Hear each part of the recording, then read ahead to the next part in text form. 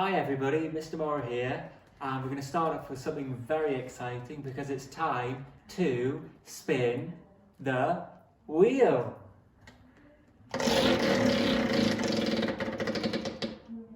And it's number 20, and do you want to know who I've spun the wheel for? I've spun it for absolutely everybody because you're all amazing, you're all doing absolutely fantastically well, so I hope you do something nice as a little reward, okay? We all miss you very much. We think you're all doing absolutely amazing. And we're going to keep going with the Land of Roar.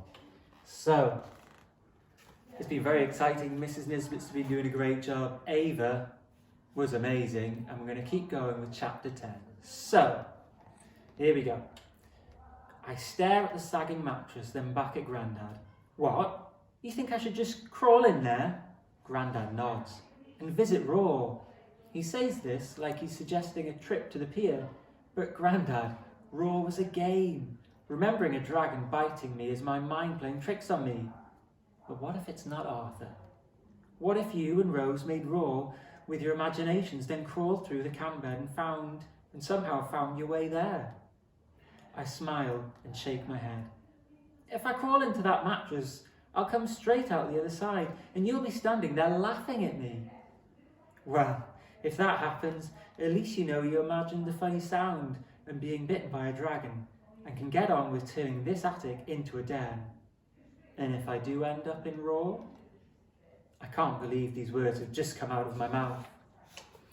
Grandad's eyes go wide. Now wouldn't that be something? And then he actually holds the mattress open for me and says, in you go.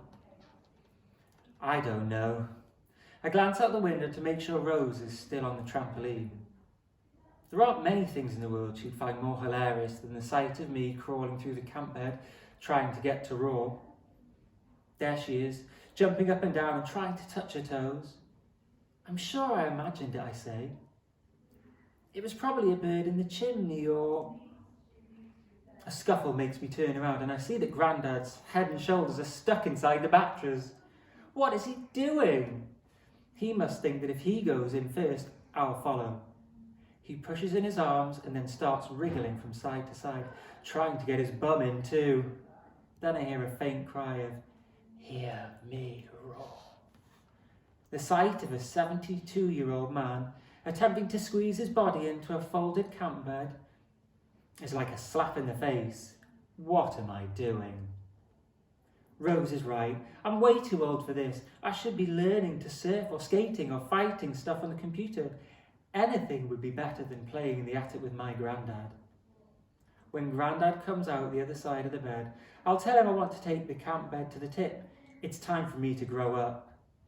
Or I really will be eaten alive at secondary school. Hear me roar, Grandad cries. Then with a final lurch, he gets his bum and legs into the bed too. Then he just sits there, a big bulge in the middle of the mattress. It reminds me of the time I saw a nature documentary about a snake that had swallowed a pig. It's pretty funny, actually. All right, Grandad, you can come out now. I tried to give the bed a shake, but it weighs a ton with him in there. Grandad's hand pops out and waves. Are you stuck? I grab hold of his hand and his fingers wrap round my wrist and I start to pull, but he won't budge. And now I'm laughing because Grandad has got me to play, just like he wanted to. Come on. I might have done a wee in there, remember? Suddenly, Grandad's fingers tighten around mine. Ow, I say, still laughing. Then I sit down on the floor, put my feet against the bed and pull as hard as I can. But Grandad doesn't budge, and his big hand squeezes even tighter around mine. In fact, his fingers are going white from the pressure, and my hand starts to hurt. Grandad, stop it. Panic rises up in me as the pressure increases. It feels like the bones in my fingers might break. I pull harder than ever, but I'm not trying to get Grandad out. I'm trying to free my hand. Grandad, you're hurting me. Suddenly he lets go and I tumble backwards. Then, with amazing speed, his hand shoots inside the mattress. What? I cradle my squashed hand to my chest and stare at the bed. The lump has gone. Grandad? I jump to my feet and circle the bed, patting the springs. "Grandad, where are you?" Silence. My heart thuds against my ribcage. I grab the headboard, ready to pull the bed open, but something stops me. It's the memory of Rose saying, "Never open the camp bed, Arthur, or everything in Raw will disappear." I let go of the headboard. Rose was talking rubbish, I tell myself. There is no Raw. There can't be any Raw. But I still can't find myself to open the bed. The attic feels unbearably hot and I'm shaking with panic. I brush a tear off my cheek. "Come on, Grandad, it's a good joke, but you can come out now." I know I'm talking to myself. I know he isn't in there. In a daze, I check every corner of the attic, even under the bed. But except for Prosecco, the attic is empty.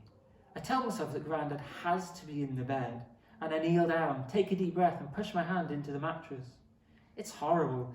The hairs on the back of my neck prickle as I feel around, desperately hoping that my fingers will touch some bit of Grandad.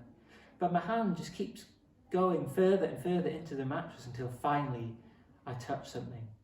But it's not Grandad's trainers or hair. It's a load of spiky, prickly stuff. I grab it and I pull it out. When I uncurl my fingers, I have to squeeze my mouth shut to stop myself from being sick. I'm holding a pile of yellow straw and greasy black feathers. I chuck the whole lot on the floor, then reach forward and pick up the largest feather. It's inky black and the quill is sharp and warm, as if moments ago it was attached to a living thing. A living thing with wings and stuff full of straw. I jump to my feet. I have to tell Rose. And that's it. That's this chapter finished. We're going to keep going with more from the land of Raw. Well done, everybody. See you soon, I hope.